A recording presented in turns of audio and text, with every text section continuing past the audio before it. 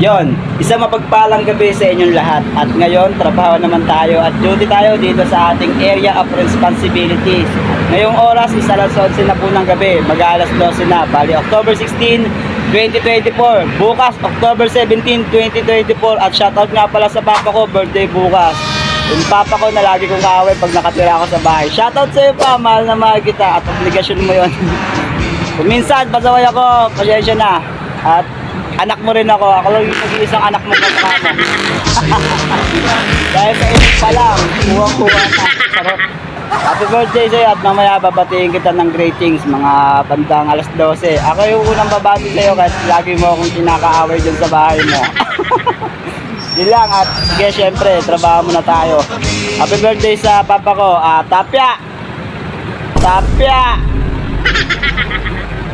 Happy birthday sa'yo, sana mag-enjoy ka bukas at susubukan ka rin makapagbigay kahit papalo sa'yo pang handa at pang mamam mo. Yun lang at ingat tayo palagi dito sa ating area of responsibilities.